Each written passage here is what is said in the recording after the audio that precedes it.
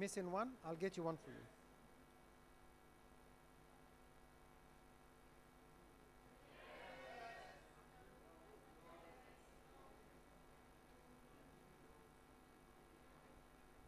Right. You see, you are number one. There's 32 channels. In case we are there and we get interference with another group, then we'll ask you to change the frequency to another channel. One. Siba, can you try again, please? Frequency number one.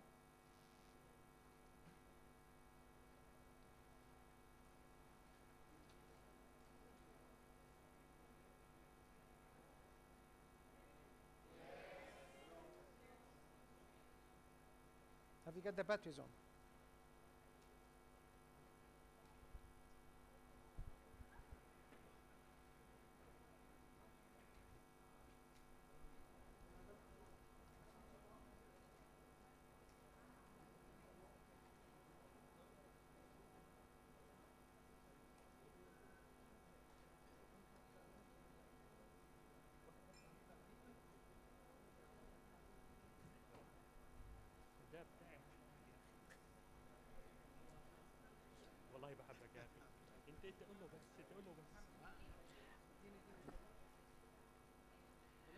Okay, those who did not hear me, put the hand up. Who did not?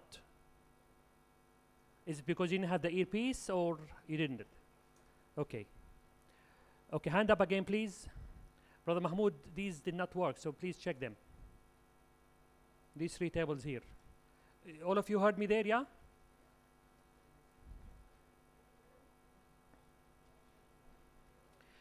You see, I have been entrusted with looking after you in Saudi, and I have to do it well. We do serve you there with passion because we love it. I mean, the company make money out of Hajj, no question about that, but there is a difference between someone serving you to make money out of it and somebody serving you because they love it. So we will, inshallah, make your life there as easy as comfortable and make the trip as enjoyable as possible.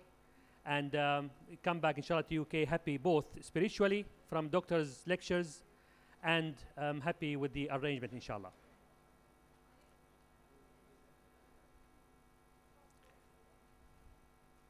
Shafi'i, can you try it once more, please? Brother Shafi'i? Brother Shafi'i, please try it once more.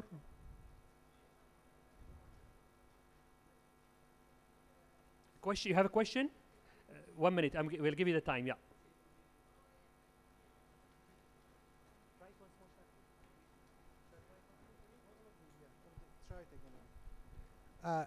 Now, I think that the problem was because you didn't put the earpiece in, you didn't push the plug in properly. Now, I think now everyone is working now.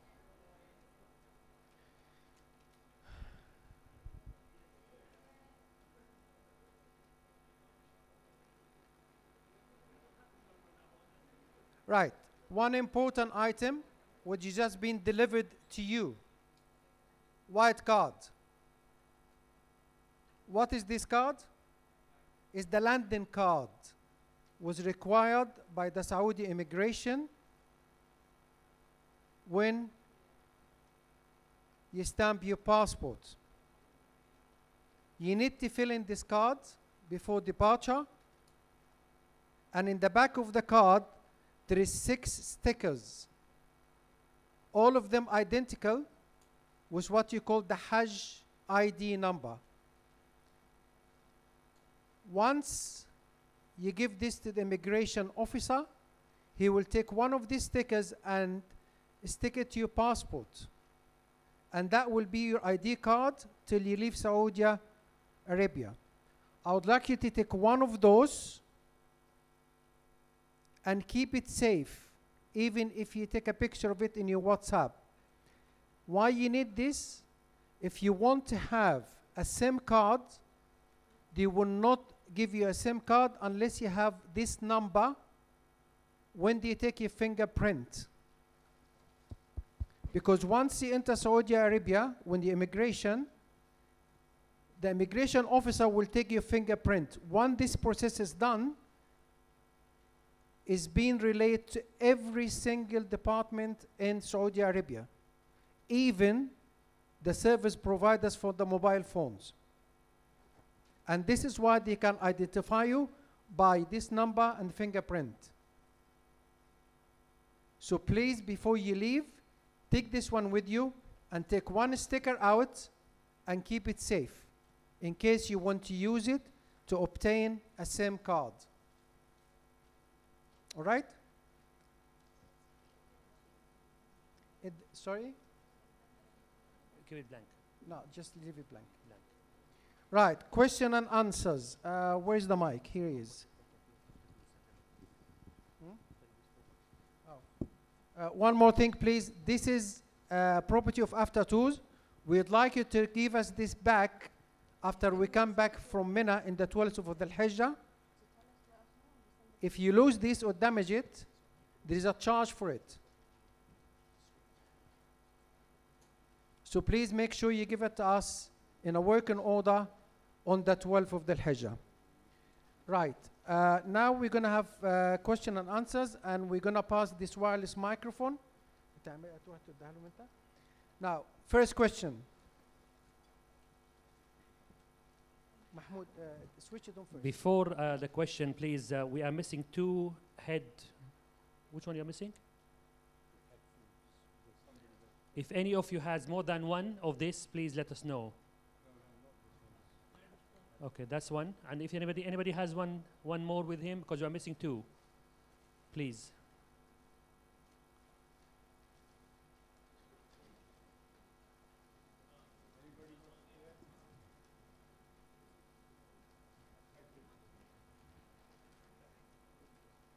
Right, go ahead. The Qurbani cost, is that cost per person?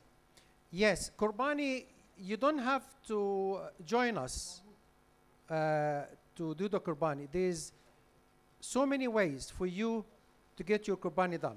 One of them is the easiest one, which is to go to the government assigned places and you pay the money. Last year it was 450 riyals, which they just take your money and give you a receipt. Your Qurbani is done, is not done. I'm not going to get involved in this. What they do with the Qurbani, they give it for sadaqah around the world. I'm not sure. So this is one way. The second way is to ask any of your friends or family to do Qurbani on your behalf, which is the Hajj. But again, to me, I'm not comfortable with this. The way we do it, you don't have a said, you don't have to do it with us, but I assure you two things. Number one is done in your name. Number two is done around 9 to 10 o'clock in the morning. The reason I'm saying that because the Saudi gentleman who looks our coaches and our logistic in Saudi Arabia, his brother-in-law, he owns the slaughterhouse. And that's why our Qurbanis are done the first Qurbanis in the whole of the slaughterhouse. This is guarantee. He charges extra, but it's worth it. It's per person, yes. Second question. Sibai. Sibai. The lady over there.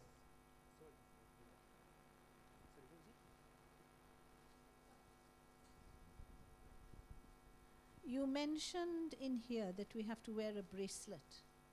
What is this? Yes. Saudi's authorities, they require us to wear ID bracelet. Yeah. That is going to get printed, and we're going to give you your personal one, which have your name and your E-number, which is recognized by the Saudi authorities. We'll give you this before you travel from the UK. The reason they introduced this last year, because of the stampede. There is more than 5,000 people which is not identified because they didn't have no IDs with them at all. So the Saudi required this ID, and this is not the only ID you're going to have. You're going to have another ID for you to enter the camp in Mina, and you're going to another ID for you to end at the camp in Arafat, and you're going to have another bracelet for you to get into the train station. So you're going to be wearing 4 of them, not 1.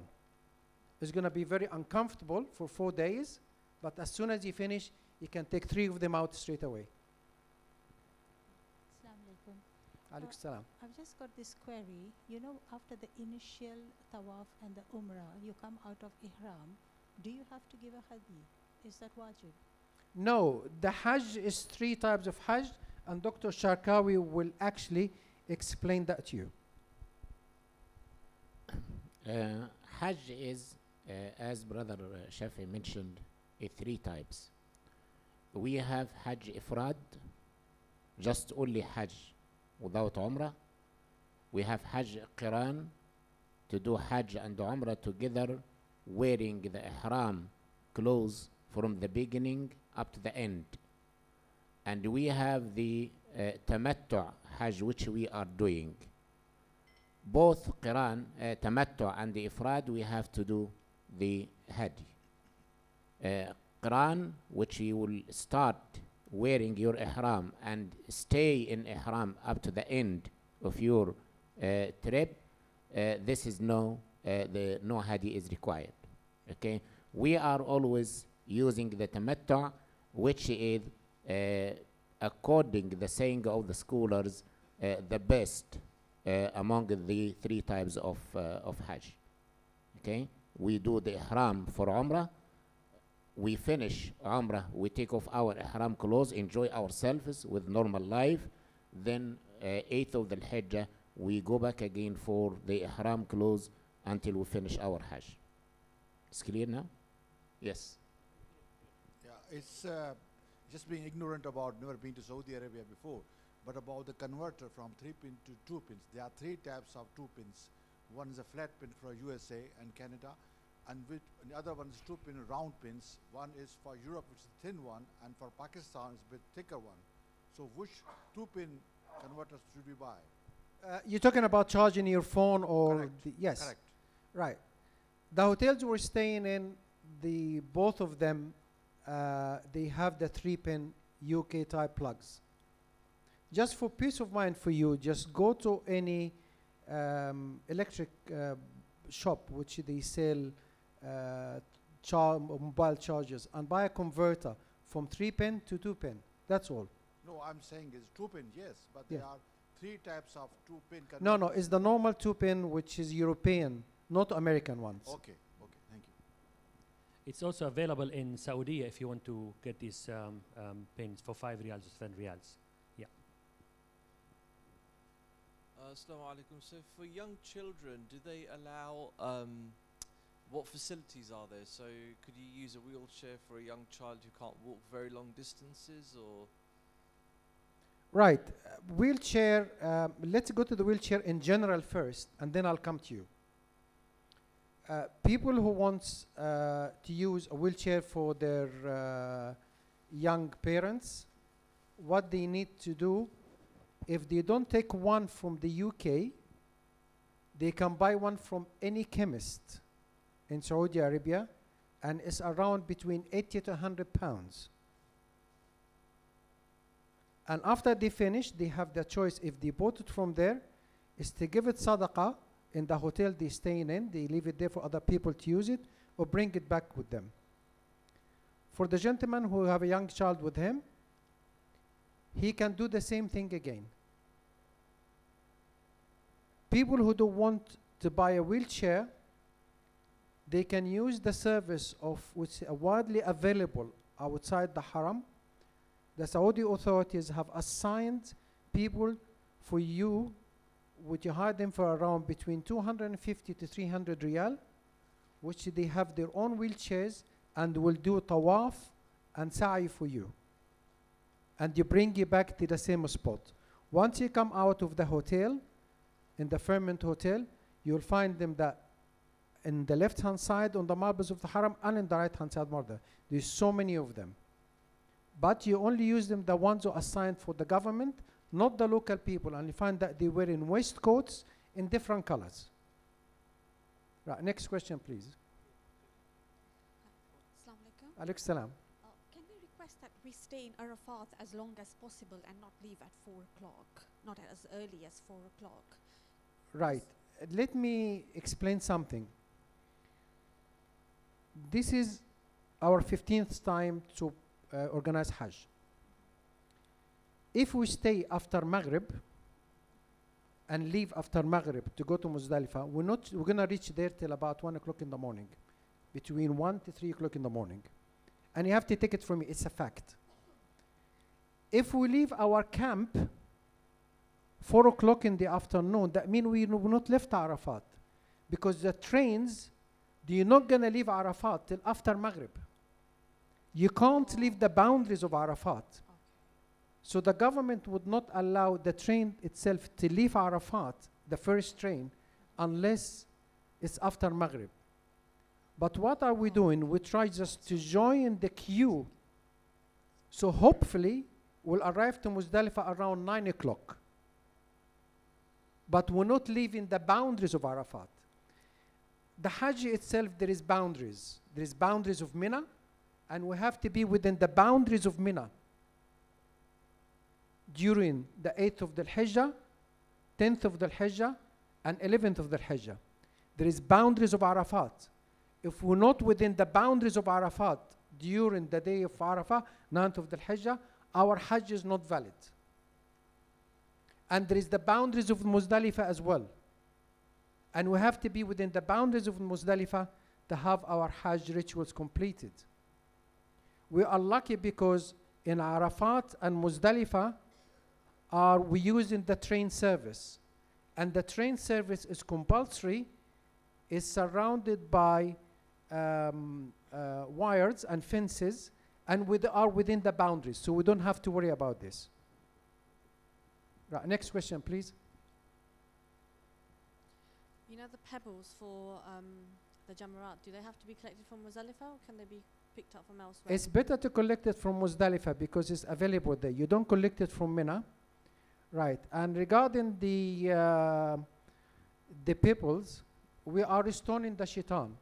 And inshallah, for every stone, one of our sins will be wiped, inshallah.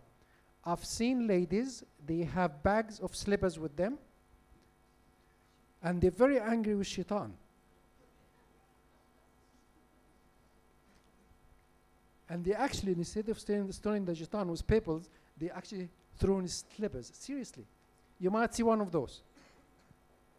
And one Hajj, and this is true, one lady came to me with a lot of bags of Maltesers.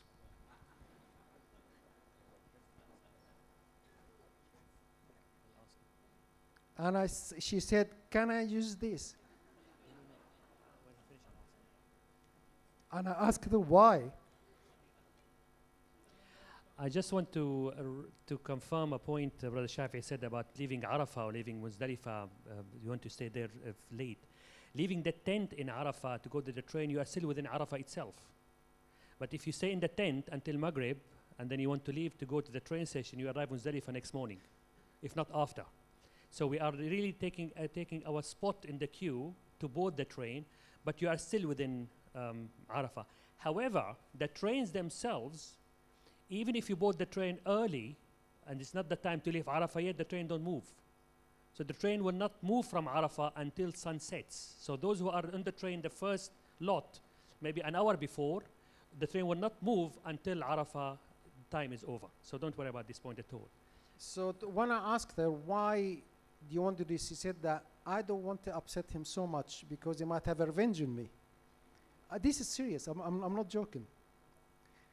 But I convinced him eventually that is, by doing the rituals, is much better than stewing the shaitan with Maltesers. Right, next question, please. I have 3 to 4 questions. Is that 3. right? Carry on. Number 1, when you said... Can you bring it closer to you, please? Number 1, you said we are having lectures in Makkah and Medina, alhamdulillah. Inshallah. Inshallah. But where exactly will this be? Will this be in the lobby? No, right.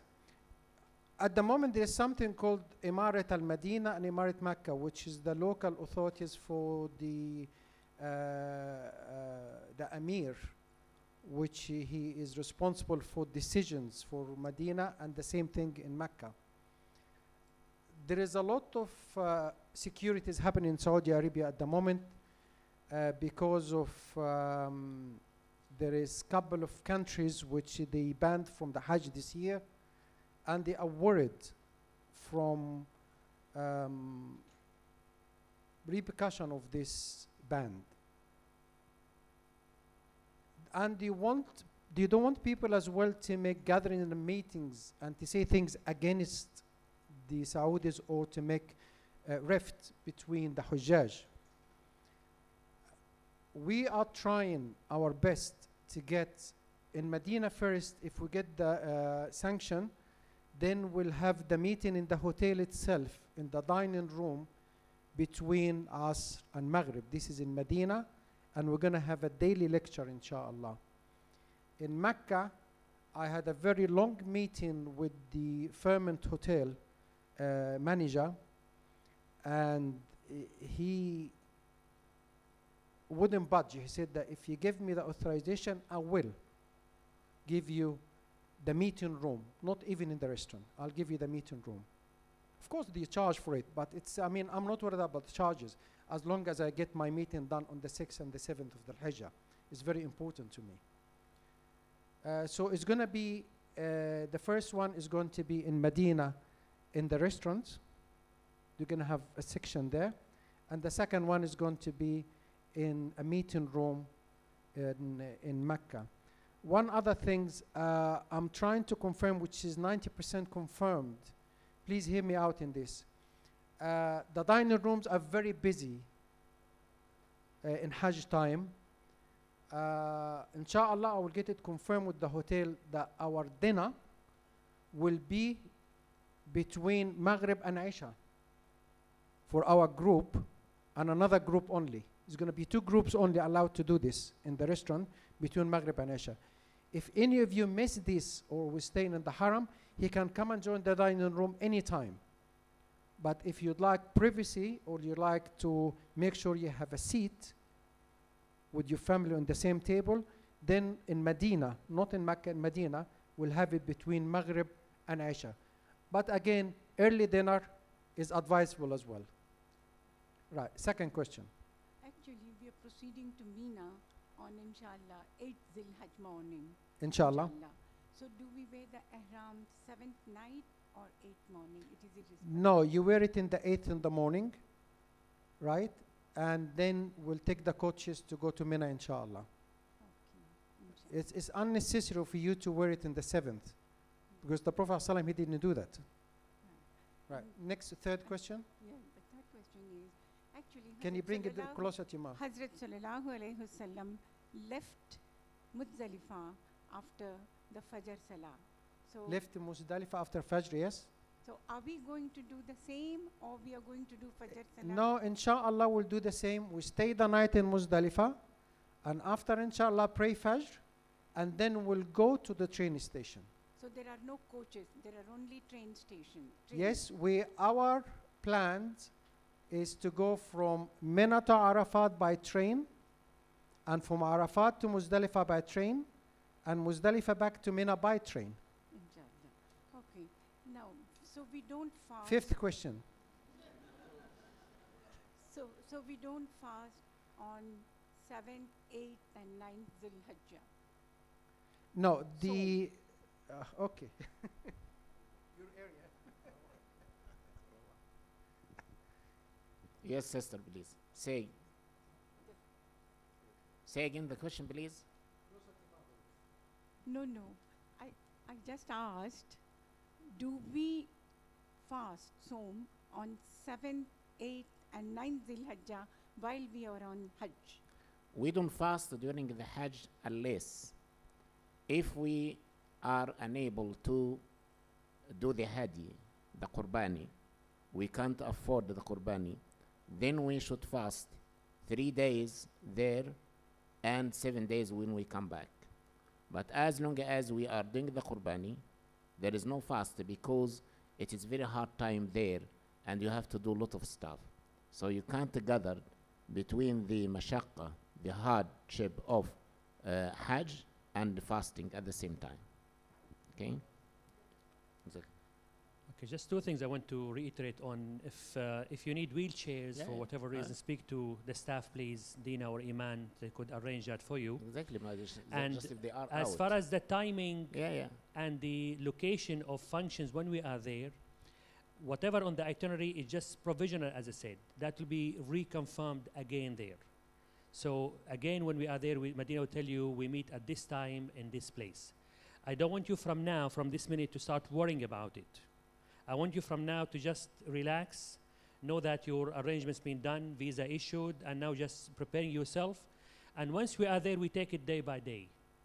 And when we are in Arafah and Mina and Muzdalifah, we take it an hour by hour, we tell you. So from your side, you just rest and not worry much about things. There will tell you the timing, inshallah. Yeah? I think so. I'm coming back to you.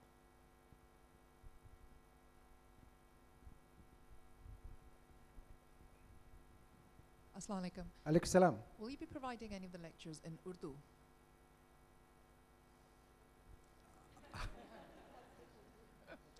Will anybody be providing? Nay. Nay?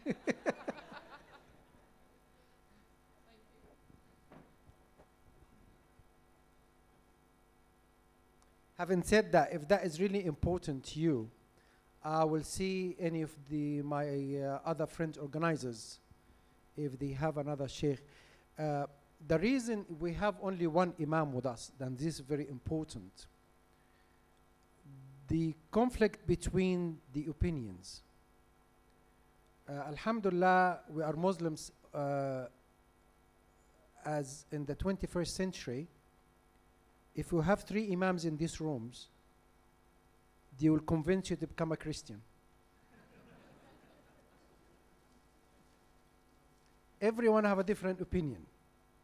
And everyone according to his background education. And I assure you that most of them, they are not authorized by anyone to give fatwa. But unfortunately, what's happening to us as Muslims now, because those imams are available, that's we have a lot of trouble with young people at the moment. But I would rather have just one imam, and alhamdulillah rabbil alameen, I have 99.9% of the people in the room are professionals and they speak English. I know that probably we have about 3 to 4 young people with us which they don't speak a very good English, but I'm sure their sons and daughters will actually can translate to them. That's why we don't have 2 imams, we just have one. And trust me, he's very good. You will find out yourself. Yes. So we're going to be segregated, obviously, men and women, when we go to different places. But in the journeys in between, will we be reunited with our mahrams? Which journey are you talking about? Which part of the journey? From Mina to Arafat to Muzdalifah? The only time we'll be segregated is in the tents in Mina. Even the tents in Mina, they are exactly 3 foot, 1 meter away from each other. So you're not going to be segregated from your mahram in the way from when you travel in the coach, or we are in traveling between Arafat and Muzdalifah. You'll be together. Right, next. But the tents in Mina and Arafah will be segregated. Yes. Assalamu Alaikum salam. On the 10th of Dhul Hijjah, after you've done your Jamarat and gone to Mecca, do you come out of Ihram, or do you have to wait until you've done the Tawaf al-Ifadah? Right, can I answer the question? Yeah? Can? Yes. Right. I have to take authority first, otherwise I'll be in trouble, honestly. Right. Now we are in a state of Ihram. One of the things you've done, you already done the stoning, and you done the Hajj. We done the Hajj on your behalf. Right? Then you can come out of a state of Ihram by taking your Ihram off, yes? Everything is permitted except marital engagements. This is the only thing you are not permitted. Once you do the tawaf al-ifada, which you were planning to do insha'Allah in the evening of the 10th of the Hijjah, after we spent half of the night in Mina, then everything is permitted. Right, next. Just one, for elderly people, the facilities in Mina and the camp in Arafat, are they comfortable for them to sleep on floors? You're not sleeping in the floor actually. It's a mattress which is about 60 centimeter high from the floor. So it's not really sleeping in the floor itself. Next question. Okay, so with about just over 3 weeks to go, and I'm sure many people can relate to this, we're busy with our dunya. What can we do as basics in terms of preparation? So I'm trying to focus now on the journey with 3 weeks to go. What are the basics that we can get some advice on? And maybe I just speak for myself, but you know, I think we may all have a similar scenario with things going on in our personal and work life. So how do we prepare? What should we focus on? Okay, thank you very much for your question, and I wish the people will be worried about that and the thinking of that, how we prepare ourselves. When you are going to pray, just do normal prayer, Zohr or Asr or whatever. Before you go to the prayer, you go to the toilet to wash yourself, then you have ablution, then you get ready for the prayer. Just, and you do that 5 times a day. What about this trip that you do it once a life? It needs a lot of preparation before that. From now onward, I wish everyone will start to prepare himself spiritually for that. For example, the sisters who are not covering their heads, they must start to train themselves for that from now. When you are praying, both of you, when you are praying from now, start to follow the steps of Prophet Muhammad ﷺ in his prayer. Don't just jump up and down, up and down, up and down. I see some people that Allahu Akbar, Allahu Akbar. Where is the khushu', the humbleness of the prayer? Make sure that when you start to pray, you are in conversation, in a meeting with Allah subhanahu wa ta'ala, with your creator. Believe me, if you are in a meeting with your manager, you will behave yourself. You will stand and make sure that you put your jacket on and you, okay? So this is not your manager. This is your creator. Your manager can do nothing for you. The minister, the queen, the prime minister can do nothing for you. But this is the one who do everything for you. So you must prepare yourself now. When you stand to pray, you are in a meeting with Allah subhanahu wa ta'ala. You must respect that. Stand with your heart, with your mind. When you do ruku', some people, they are doing ruku' just bending like that, or bending down their heads about to touch the floor. No, Prophet ﷺ used to make his back straight. Sayyidah Aisha said, if you put the cup of water in his back, in his ruku', it will never move. The Sahaba, when they used to pray, okay, the bed started to come, to stand on their backs, thinking is a trees or something like that, because they are seated. Okay, they are flat. So when you started to do that, from now onward until we travel inshallah for Hajj, you will get the feeling that you are closer to Allah subhanahu wa ta'ala. This is, we must be ready for that. We can't jump from the far left to the far right. We must take it gradually, because this is the nature of our creation. Allah subhanahu wa ta'ala created us like that. We can't jump from the far left to the far right. We have to take it. Even our Sharia came like that. When Allah subhanahu wa ta'ala commanded us with his order, It came in gradually. The prayer first was 2 rak'ahs in the beginning. Then later on became 4. Okay, the wine was allowed. Then it started to be limited. Then it started to be only the time out of the prayer. Then it started to be forbidden gradually. Because Allah, He created us and He knows us. So we must start from now. The one who wasn't praying before, who just was sometimes praying Friday, Jum'ah, okay, and not praying the other days, he should start from now. He must start from now to keep the 5-time praying. He should now start to keep his fasting if he can, Monday and Thursday, at the Sunnah of Prophet Muhammad sallallahu alaihi wasallam. Okay, this is something to train yourself. So when we go there, inshallah, you will gain the benefit of this trip, inshallah. Okay, Jazakallah khair. There are 6 stickers, one on the passport, one we keep ourselves. What about the rest? They are going to be used? No, the rest will be used by different authorities, one in Medina, one in Mecca. So I'm only interested for you to take one of them only and keep it with you. And after that, what I would like you, please, if you could, staple this to your passport, but not in the cover of the passport. If you staple anything to the cover of the passport, it will get damaged. There's a microchip there, will get damaged. So staple it in any other page.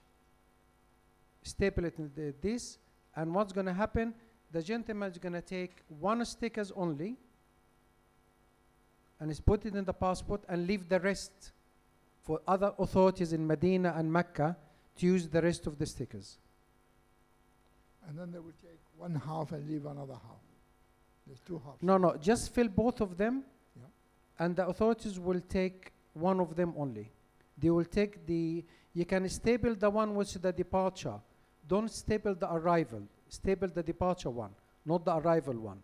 You're going to find the information is very easy to understand which one arrival and which one is departure. What about shaving? When does this happen?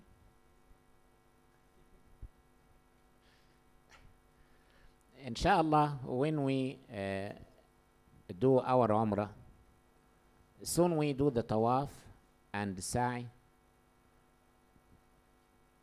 There at the Marwa, you will just cut a little bit of your hair, or shorten your hair if you like. Okay?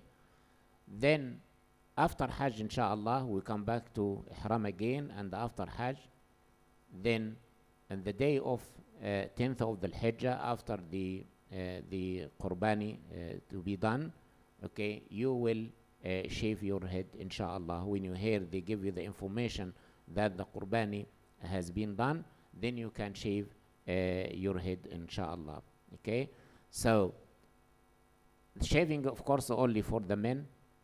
Sisters not allowed to do that, otherwise it will be a problem. Okay, so just to cut little bit of the hair when she reaches to the Marwa, okay, after Umrah, and the same after Hajj. Don't do it for yourself. When you reach the Marwa, don't cut for yourself. Otherwise, you will be obliged to do dam, okay, to do fidya again. So just let someone, he is out of ihram, to do it for you. Then you can do it for the rest. If you and your wife, let someone do it for you, then you do it for your wife. It's clear now? Because some people use, when they reach to the end of the sa'i, the Marwa, he get the scissor and he cut some for himself. Now you are obliged to do them, fidya. Okay? So many people, they are standing there. Let any one of them just cut some for you. Then you can do serve the others, inshallah. Okay? You are allowed either to, at the end of Hajj, to shorten your hair or to shave it. But the better if you shave it. Because when the Sahaba asked Prophet Muhammad sallam about that, he said, غَفَرَ اللَّهُ للمحلقين. Allah forgive those who shave. They ask him again, what about the people who will shorten? He said again, غفر الله للمحلقين. Allah forgive those who will shave. For 3 times. Then when they ask him again, he said, Allah forgive those who will shorten. He prayed 3 times for the people who will shave their heads, and once for the people who will shorten. Okay? And as Prophet Muhammad Sallam said, for every single hair, there is a sin will be cancelled and the hasana will be written. What about if someone like me has nothing? Okay? Again, Allah will count it as if I have a hair from the beginning up to the end. I used to have sometimes. Okay? Thank you. Assalamu alaikum. Just a quick question. When wearing the ihram, when we'll be flying, inshallah, from Medina to... Can you repeat again, please? Yeah. When wearing the ihram, we'll be donning the ihram in Medina, and we'll be flying over Miqat whilst arriving in Jeddah. So we can do the niyyah at that point in time. When we finish the umrah and we wear the ihram again for Hajj, do we have to go to Masjid Aisha or to Miqat, or we actually wear it in the hotel and that's when we do the niyyah? Okay. The significance of the miqat, the border for doing ihram, not to pass the miqat, but you can do it before. Yani for example, I can, if I'm going straight to Mecca, I will do Umrah first.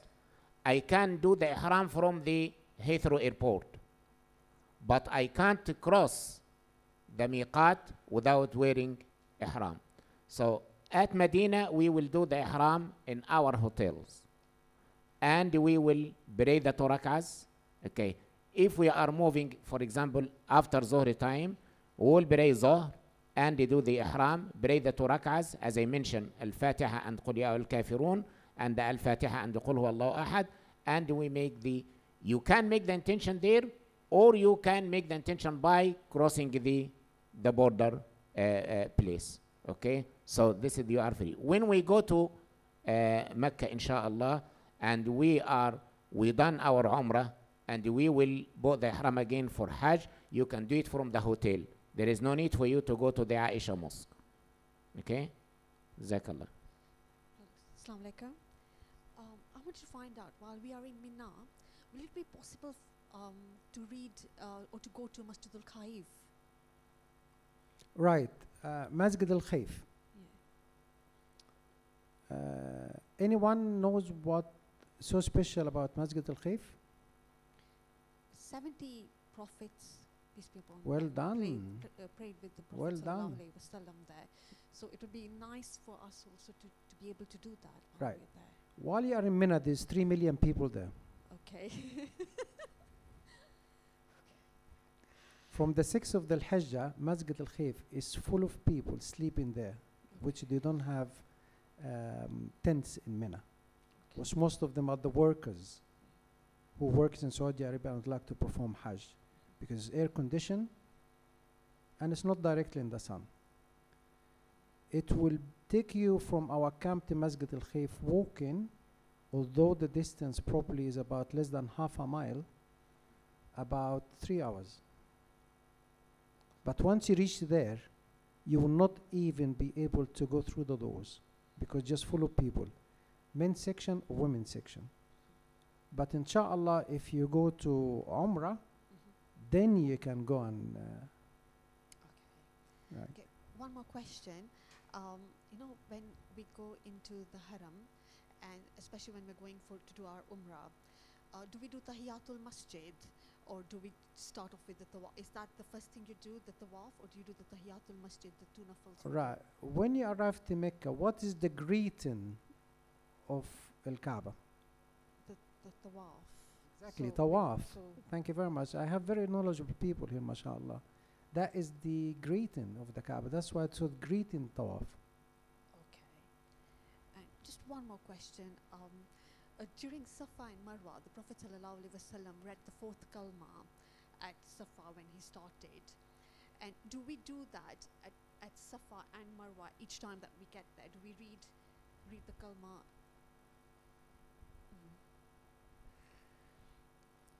When we start first, we do our tawaf. Soon we enter the mosque, and soon we see the Kaaba for the first time. Supplicate straight away to Allah with the things which you wish, because for the first looking at the Kaaba, may Allah will accept our supplication, inshallah. Then we do the niyyah. We say nawaitu, I make the intention to the tawaf 7 times. Oh Allah, make it easy for me and accept it. Okay? Then we come to the green light, to the Al-Hajar al-Aswad, and make sure that the Kaaba on our left hand side, and we do the tawaf anti-clockwise. As I mentioned before, and my advice is not to use anything to read. Make it between you and Allah subhanahu wa ta'ala. Read whatever. Do istighfar. Do salah and Prophet Muhammad sallam. Do whatever you want. This is between you and Allah subhanahu wa ta'ala. Going anti-clockwise, this is make me as a part of this universe, because everything in this universe going anti-clockwise. The blood or the blood cells in our veins is going anti-clockwise. Okay, the stars going around the sun anti-clockwise. So doing the tawaf anti-clockwise just as indication that I am part of this universe that Allah subhanahu wa ta'ala created. While after I do it, when I come to the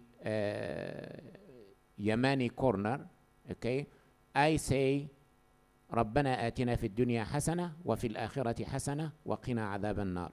Keep reciting this verse every time I come to the Yemeni corner.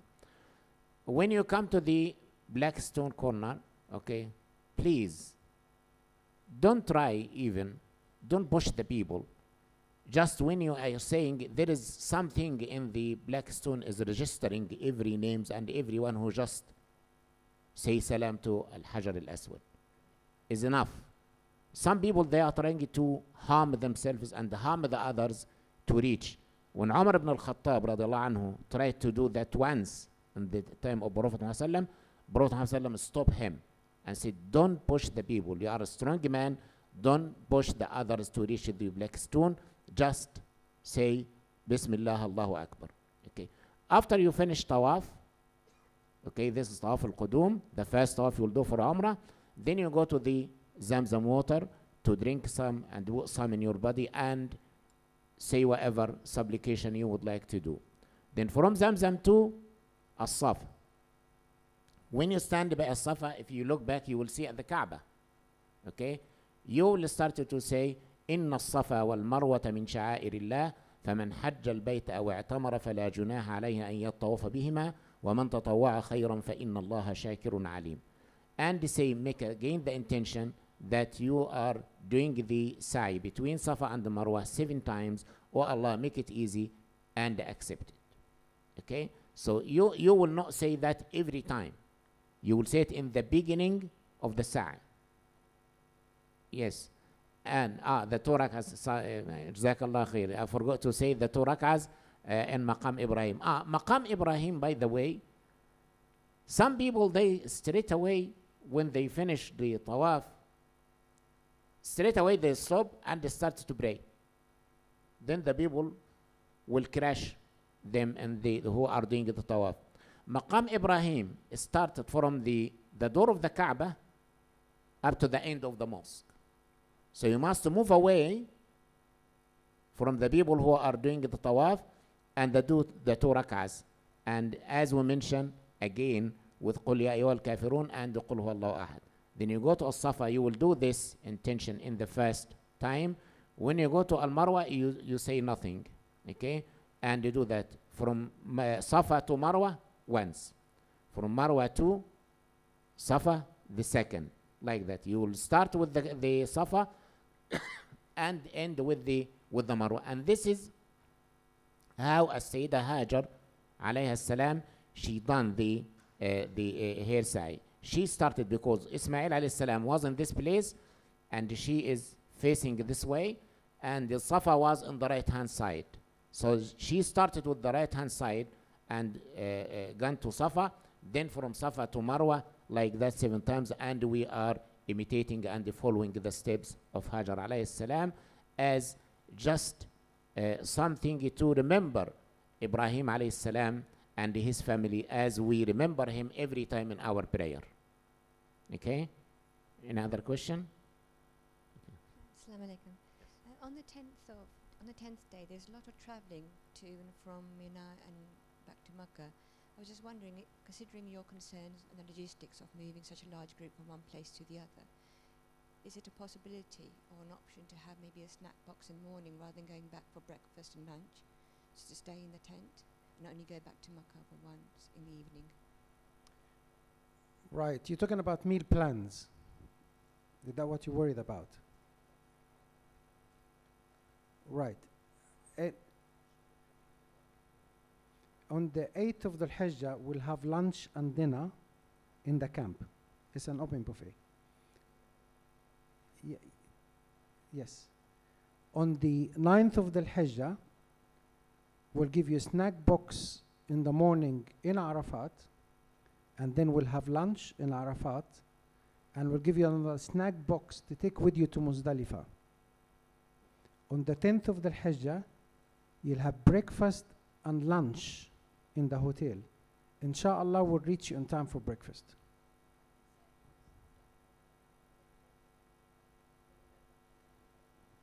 You'd like to stay in you'd like to stay in Mina.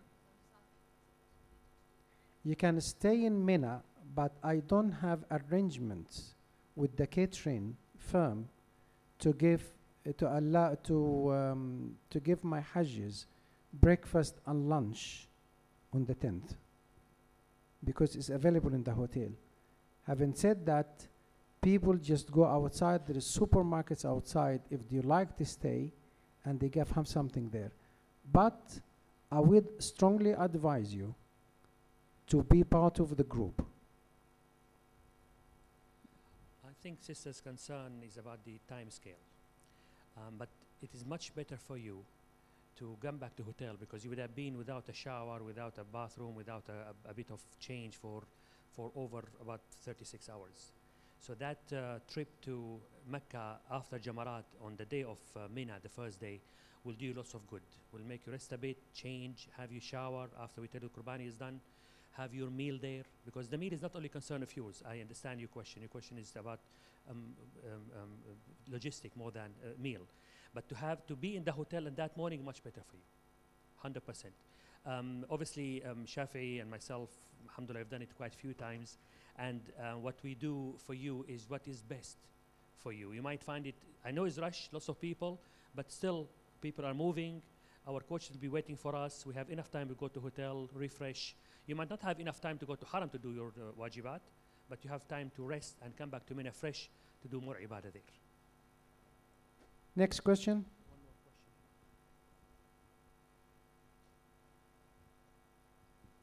question. Assalamu alaikum. Alaykum salam. According to the Sunnah, is there any particular timing for Jamarat on the 11th and 12th of Dhul Hijjah? Is there a particular time that we should start doing it and finish doing it?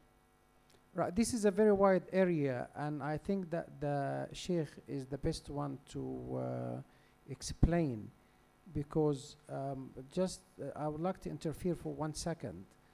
When the Prophet ﷺ, he did his Hajj, he did it only once, and there was around 100,000 people with him at that time. Now, because the 3 million people is doing the Hajj, so there is a lot of fatwa came from Al-Azhar al-Sharif and Saudi Arabia, the scholars, and the Imam, the Sheikh, inshallah, will explain to you how they made it easy for people, especially between the 11th and the 12th of the Hijjah. The throwing the Jamarat, it used to be on the around the noon time, but with this number of the people who are performing a Hajj, if we ask the 2 or 3 million people to go through Jamarat on the same time, half of them will be killed.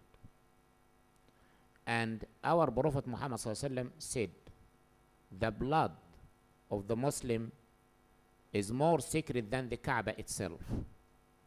So to save the life is allowed to throw the jamarat at any times in the 24 hours.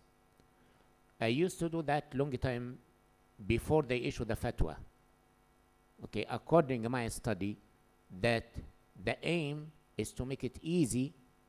Allah subhanahu wa ta'ala said to Prophet Muhammad sallam, and Prophet Muhammad sallam told us, yassiru wa la tu'assiru, make it easy, don't make it difficult for the people. So long time before they issue the fatwa in Egypt and Saudi Arabia about that is allowed to do it anytime, I used to do it on my own responsibility, and I used to tell my people, do it. I am before Allah subhanahu wa ta'ala responsible. I will never deceive anyone because I can't take the risk before Allah subhanahu wa ta'ala. So later on, about 7 years ago, the Azhar and the Saudi Arabia, they issued the fatwa that throwing jamarat is allowed at any time. So we do it according to that, inshallah. Just to confirm on the same line, on the 12th of the Hajj, inshallah, we'll pray Fajr and stone jamarat and leave. If we leave on the 12th of the Hajj around Dhuhr time, we'll never reach Mecca with the coach. But inshallah, after Fajr, we'll walk to our coach, and inshallah, we'll reach the hotel maximum around 9:30, 10 o'clock, inshallah. Right. Any more questions? Assalamu alaikum. Alaikum salam, sister. My question, sorry. Thank you very much for bringing your son. It was just about the logistics in Mina. When you said we go back to the hotel in Makkah during the days that we're in Mina. So Which day exactly we're talking about? sorry, the first and second days in Mina. Do we The go back? first day in Mina will be the 8th. The second day for us will be in Mina will be the 10th of the Hijjah. We need now to learn the rituals of the Hajj. So you're talking about the 10th of the Hijjah after we come back from the hotel.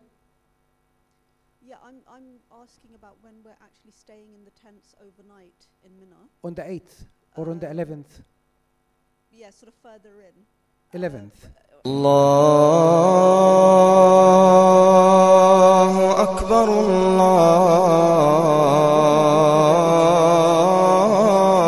الله أكبر الله أكبر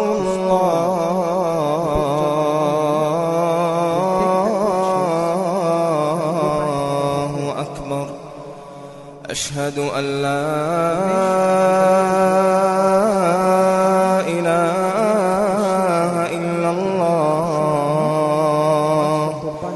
أشهد أن لا إله إلا الله أشهد أن محمدًا رسول الله أشهد أن محمدًا رسول الله حي على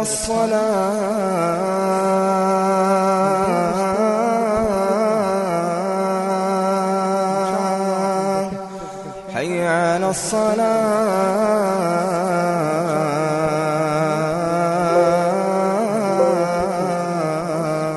الصلاة حي على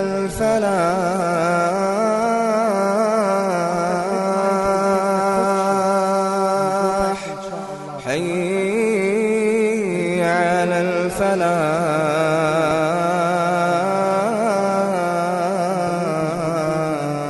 الفلاح الله أكبر الله أكبر لا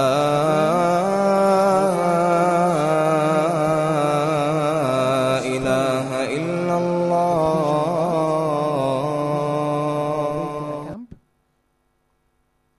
We have dinner and spend the night in Mina, pray Fajr, walk to Jamarat, stone the 3 Jamarat, go back to our hotel, and we don't have to go to Mina again. All right? Is that clear now?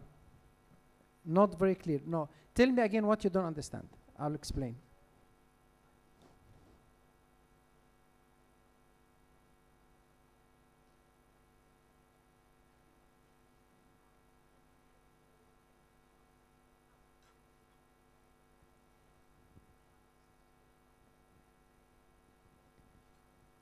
You only stay in the 10th of the Hajj only half of the night.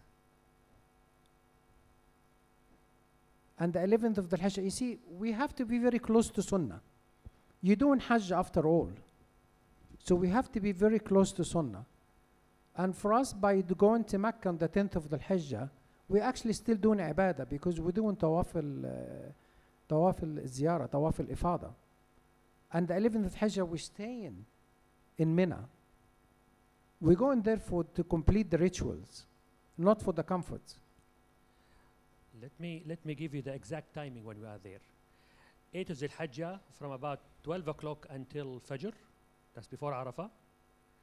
Then on 10th of Hajj from about Asr time until midnight.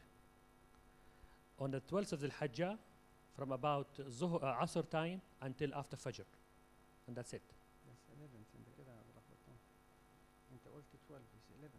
11, 10th, 11 and 12. So 9th, 8th, just before Arafah, and then 10th, 11 and 12.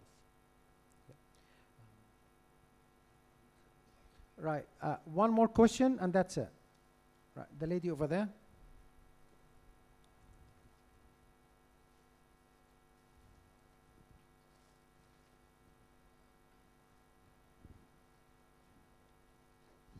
Assalamu alaikum. I just wanted to ask two things. Sorry. No problem. Can we get a copy of this question and answer session slide? This YouTube, it's you can watch it anytime. Okay, great. And the other thing I wanted to know is that when we go to Medina, will we be able to see the Prophet ﷺ's Roza? And I know that there's a women's section, a women timing specifically. And right. This one of the things. Sorry, I had to write the itinerary. Ladies, they allow it to say salam to the Prophet ﷺ 3 times a day. The first one is after Shuruk, which after sunrise. But if you want to use this timing, you have to be there before Fajr. Because once the section for the women they allow it to go inside to visit is full, then they close that section. The second one is after Dhuhr prayer. Again, if you like to go and say salam around this time, you have to be there around 11 o'clock. And the third one, after Isha prayer, which is around 9:30. Again, if you like to use this one, you have to be there from Maghrib. Otherwise, because there's not only you want to say salam, there is one to them. Now, unfortunately, when you go there, you will see things which is not very comfortable to people who live in Europe. Women scream, they push each other, they pull the scarves. Seriously, it's not really nice. So you have to save your God. Right. All of you had tea and coffee in that section over there. This is where we're going to have lunch, inshallah. But the doors, which as when you walk straight, this is where we're going to have Dhuhr prayer, Jama'ah, inshallah. So if you like to freshen up, if you like to have wudu again, you can do now. And when we finish, inshallah, our lunch, we say thank you very much for attending. And again, we're still here in England. So if you have any other queries, any questions, please just email us. And it's regarding our religion nature, then we'll pass it to Imam, Sheikh Sharkawi, and he will answer you. But anything regarding the logistic, then we'll, inshallah, will answer you again. And thank you very much for attending. You can leave all your stuff here in the room. You don't have to take it with you, like your goodies and all this. Just leave it in the room here. Have wudu. We do dhuhr prayer, and then we'll have lunch, inshallah. Thank you very much.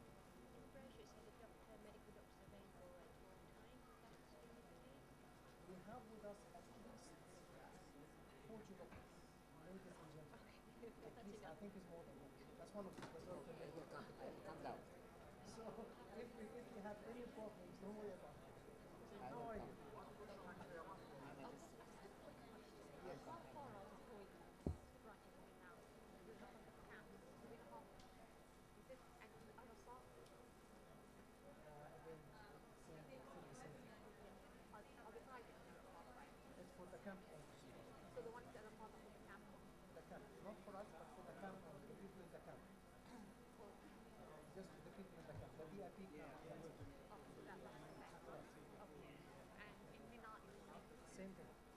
There's no problem.